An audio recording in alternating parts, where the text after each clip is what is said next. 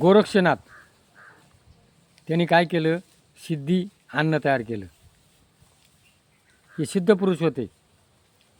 आणि मग दत्तात्रय एक साधूच्या वेशात चालले होते आणि गोरक्षांनी त्याला बोलवलं का बुवा या तुम्ही जेवण करा.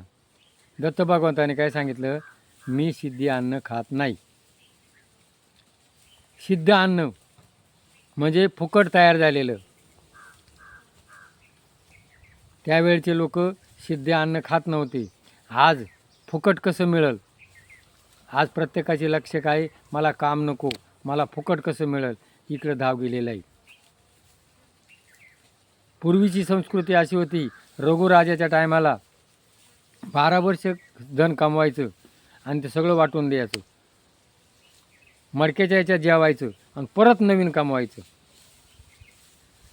मी कसं कमवील ही संस्कृती होती. पण आज काय झालं आहे, फुकट कसं मिळेल ही विकृती झालेली. आणि मग तुम्हाला कसं काय कळलं, तर म्हण मला सगळं कळतं. मग म्हण मी लपून दाखवतो, मला ओळखा. गोरक्षनाथाने सांगितलं आणि गोरक्षनाथ लपले. दत्त भगवंतांनी त्यांना ओळखलं, गवासलं. दत्त भगवान मी लपतो, तू ओळख. दत्त भगवान लपले. ब्रह्म विष्णू महेश गोरक्षाला काय सापडले नाही. मग त्यांनी विनंती केली, तुम्ही काय मला सापडले नाही. आणि मग ओळख केला हरी. मग म्हण तुम्ही कुठे, म्हण मी तुझ्या हृदयात आहे. म्हणून तुकाराम महाराज म्हणले, तुझे आहे तुझं पाशी परी जागा चुकलाशी. भगवंताकडे आपल्या हृदयात आहे. आणि आपण काय करतो, रानमाळ गवसतो. हरणीच्या बिंबीमध्ये कस्तुरी असती आणि ती हरणला इकडे तिकडे पडते, कस्तुरी बिंबीत असते. तसं भगवंताकडे आपल्या हृदयात आहे. भगवंत आईबापात आहे. भगवंत निसर्गात आहे. चंद्र सूर्य हवा पाणी प्राणी मात्रात आहे. आणि आज आपण काय करतो, 33 कोटी देव या ज्या बुद्धिवादी लोकांनी काय केलं, लोकांना नादून दिलं आणि त्यांचे पोटाची खळगी भरून राहिली.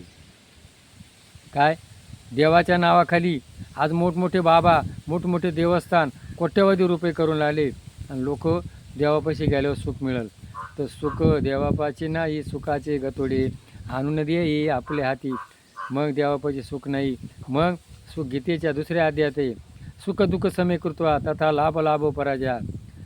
सुख आलं ना प्रसाद आहे, दुःख आलं ना प्रसाद आहे. काय हिवाळा उन्हाळा पावसाळा तसं सुख दुःख येणार आहे. कसं राय, स्थितप्रज्ञ स्थिर राय, भगवंताचं चिंतन कर. तुझं जीवन आहे ना, तुझं वाटे आता ते करे अनंता. तुका म्हणे संता लाजमाची. माझं तुझं जीवन आहे ना, भगवंताला अर्पण कर. आणि मग देवाचं स्मरण जेवताना झोपताना उठताना त्याचं स्मरण कर. म्हणजे तुझं मन स्थिर होईल. मन हे वाईट काम लवकर होतं आहे, चांगलं लवकर होत नाही. मग हे वाईटाकडं जातं. मग वाईटाकडं जाऊ नये म्हणून काय, नामस्मरण. मग तुकाराम महाराज काय, रामकृष्ण हरी विठ्ठल केशवा मंत्र हा जपावा सर्व काळ. या विना असता अनेक साधन व्हा तसे आण विठोबाची. शपथ घेऊन सांगितले. मग हे मन आहे ना, हे चाटाळे इकडे तिकडे जातं, ते जाऊ नये म्हणून भगवंताचं चिंतन करायचं. एकदा काय झालं, एका राजानं काय सांगितलं, एक बोकड्या होता आणि हा बोकड्या भरपूर चारून आणायचा. घरी आणल्यानंतर त्यानं जर गवत खाल्लं तर त्याला फाशी दिली जाईल, नाही खाल्लं तर त्याला राज्य दिलं जाईल.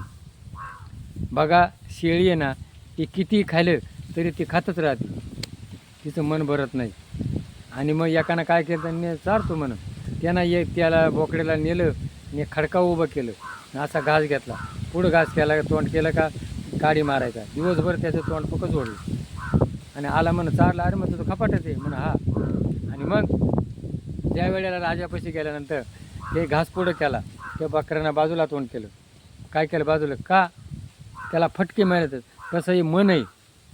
मन हे जाऊ नये तिथं जातं, म्हणून हे जाऊ नये म्हणून त्याच्याकरता सतत काय करायला पाहिजे, नामचिंतन. मग त्याच्याकरता यात्रा आली निवृत्तीनाथाची. निवृत्ती माझी वृत्ती मी बदलल आणि सतत भगवंताचं चिंतन करील. माझं मन इकडं तिकडं जाणार नाही. म्हणून मन जाऊ नये म्हणून भगवंताचं चिंतन करा.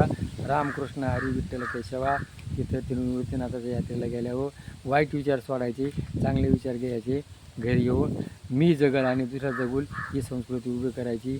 ते पटलं असेल तर क्लिक करा. जय भैरवनाथ महाराज की जय.